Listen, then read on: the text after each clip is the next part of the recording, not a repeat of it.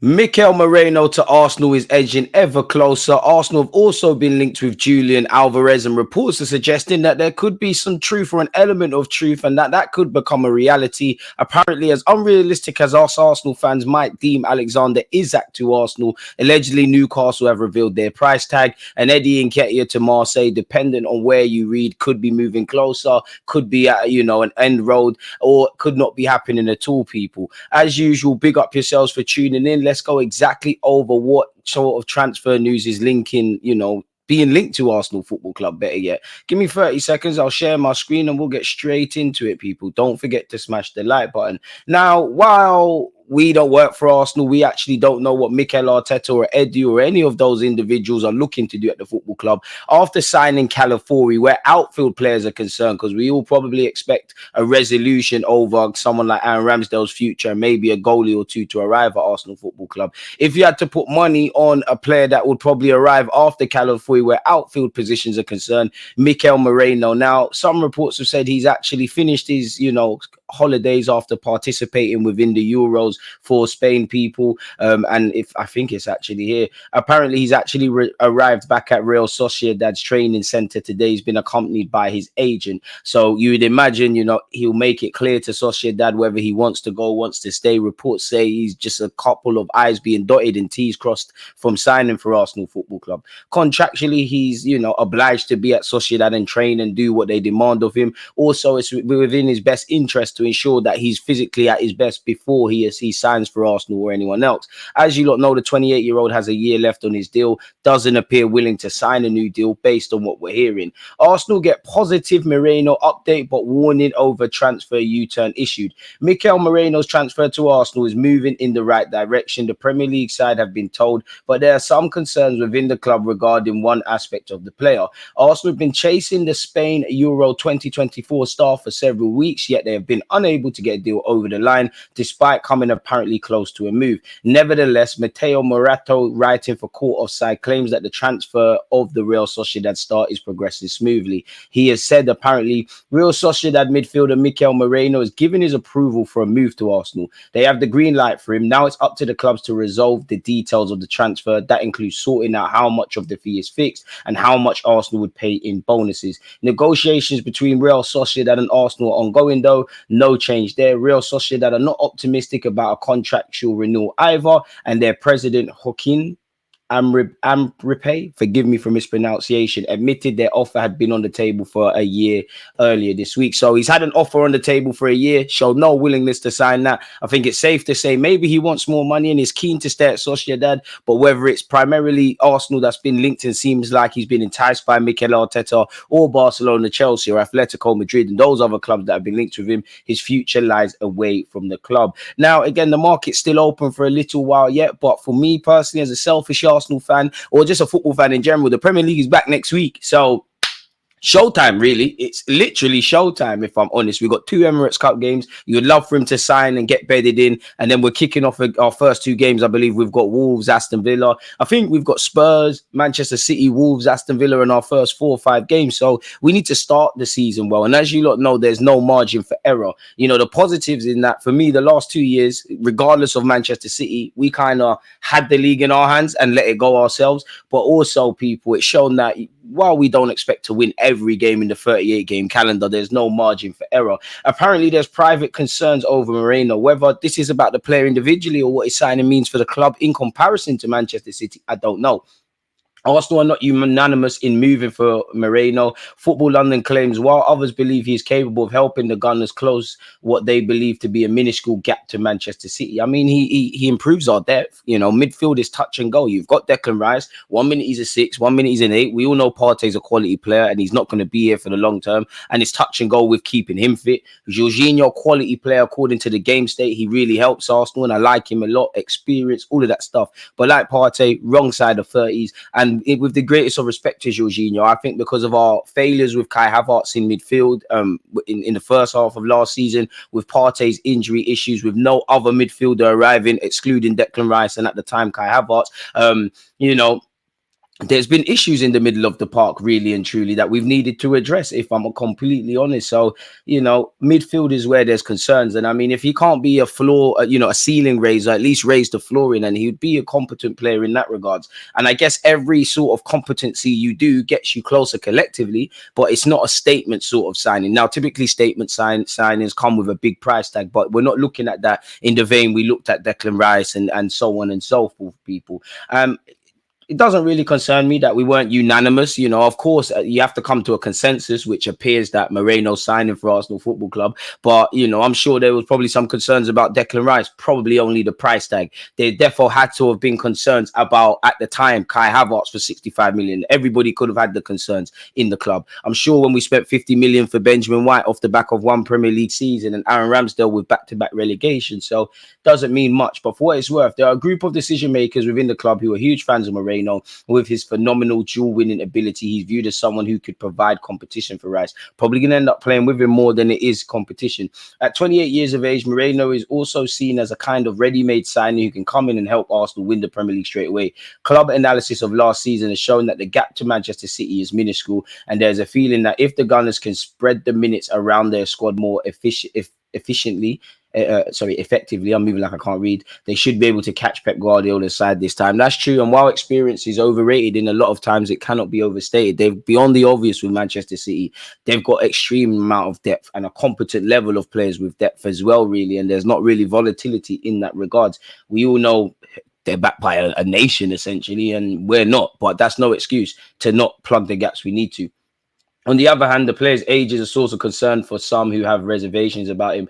Arsenal have generally tended to buy at a younger end of the spectrum throughout their current project to help build for the future. As previously mentioned, the Real Sociedad man is a signing for here and now, which is fair enough, and I guess it is true, and he is here for the here and now. But at the same time, he's 28. Like, I know it's not quite as good as if he was 25. I wish Jorginho was in his early 20s because he'd be great for us for the long term. But he's 28.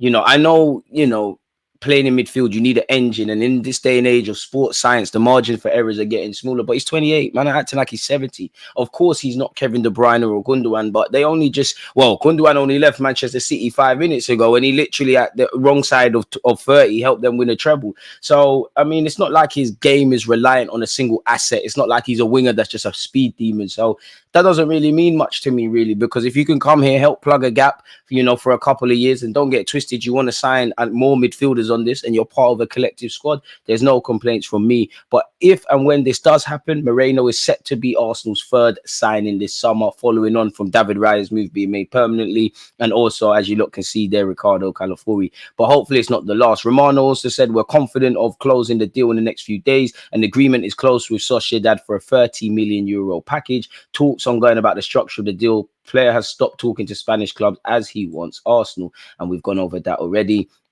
HITC understands that Arsenal are prepared for Eddie Nketiah to stay at the club if their evaluation is not met by interested parties, with Mikel Arteta more than happy to keep the player, insisting he was never pushing him out the club. Now, from an asset point of view, Eddie Nketiah was a marginalized figure on the peripheral things. Another season like that isn't going to help our case. For Eddie Nketiah, obviously, he's a Haaland boy, Arsenal fan. He is part of the first team, but you need to go and get minutes. And if we keep doing what we've done in the last 2 years, where we're challenging for titles and everybody's doing their job and the team picks itself, it's a myth. I could understand if there is a failure to bring in a striker. We know Kai Havertz, that he's got the durability. Gabriel Jesus looks decent in pre-season. Forget the missed chances. He gets injured. Obviously, Eddie Nketiah is a good body to have around people. So I don't think the club are actively looking to force him out.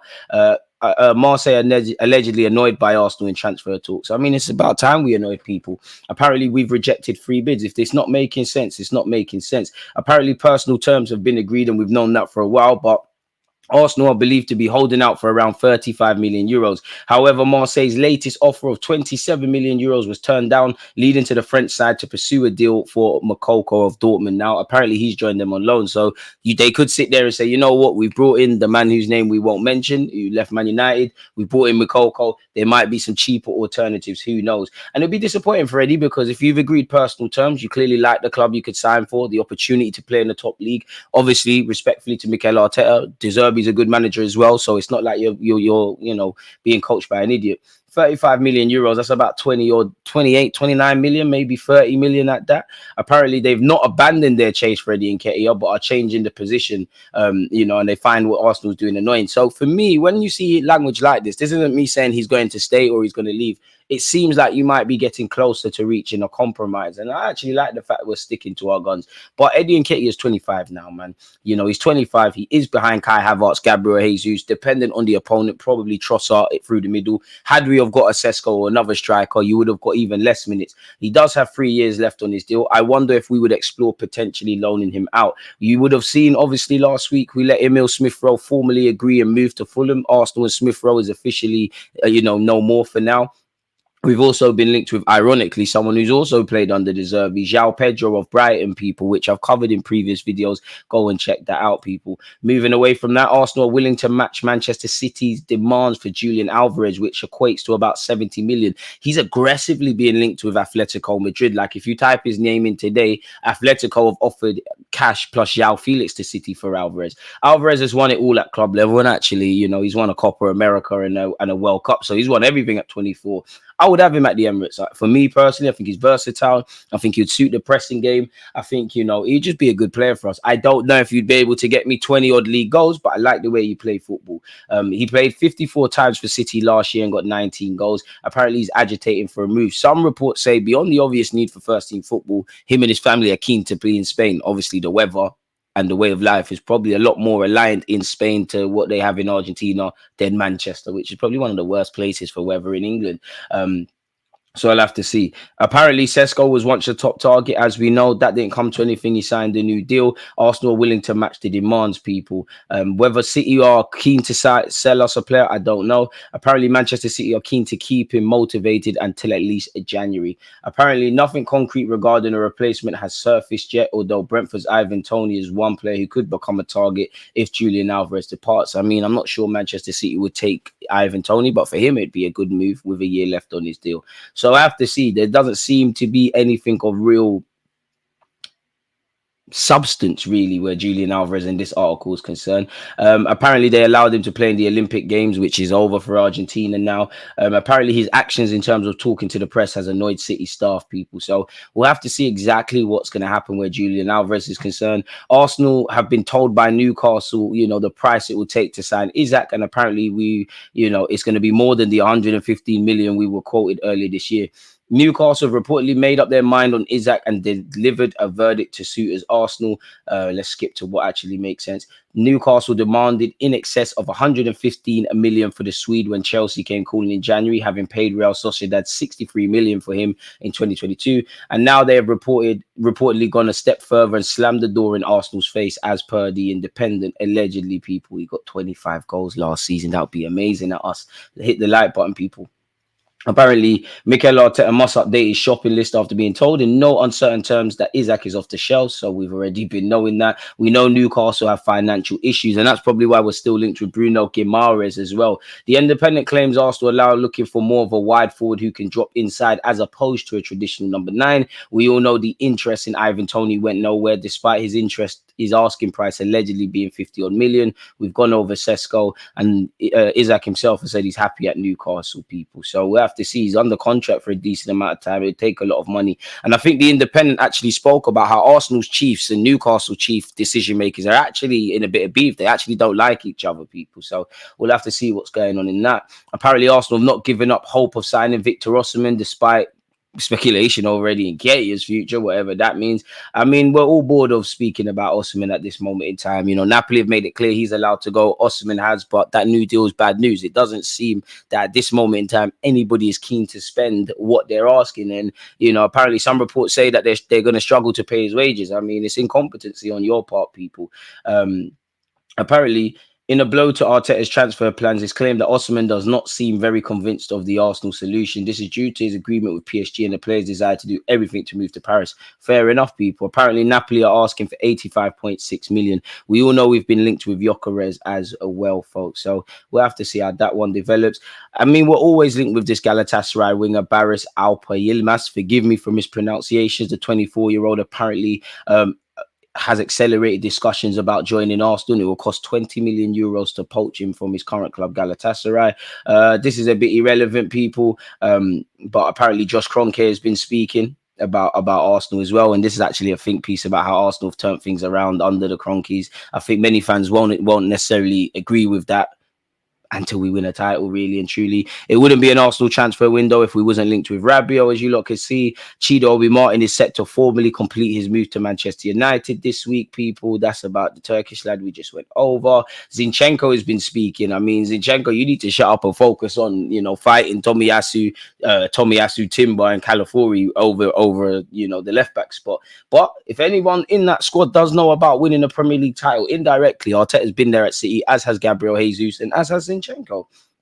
But the man himself has said they will do everything required to win the title for the first time. We all know this. We all know how tough this league is, how tough the competition is, and how demanding it is. These last 2 years gave us a lot of experience in terms of not dropping a lot of points during the season, because every single game is so important. It doesn't matter who the opponent is. Obviously, I think we have everything: an amazing squad, amazing coaching staff, a lot of fans around the world supporting and pushing us forward. I don't see any reason why we can't achieve everything that we want. Of course, it's going to be super tough. Only God knows what will be. For sure, we'll give our best to make our dreams happen. Fair enough, people. We're on that. Did you speak about your future at Arsenal? I mean, he's spoken about his future, but it doesn't concern us. He said, I had a dream with my wife to open a place of our dreams. I would say that we wanted to create something special for ourselves. Fair enough. Big up you on that, people. I think they've opened up a restaurant. Big up you, but just focused on what the football is. And speaking of football, Saliba, Ramsdale, Declan Rice and Bukayo Saka have returned to training as expected as we begin our preparations for the new season. Obviously, all of these players participated during the Euros and were given an extended time off. So, yeah, you'd imagine they're going to be fit and ready because, they were playing for a month and training for a month while some of their teammates went off on holiday.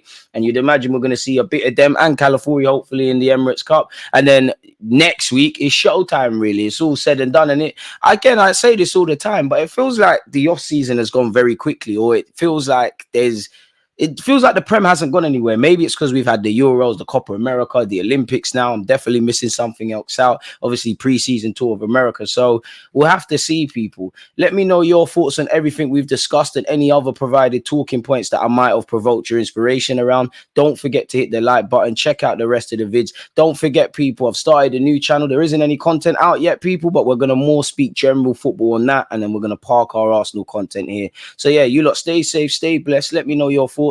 Peace. You always just go, I think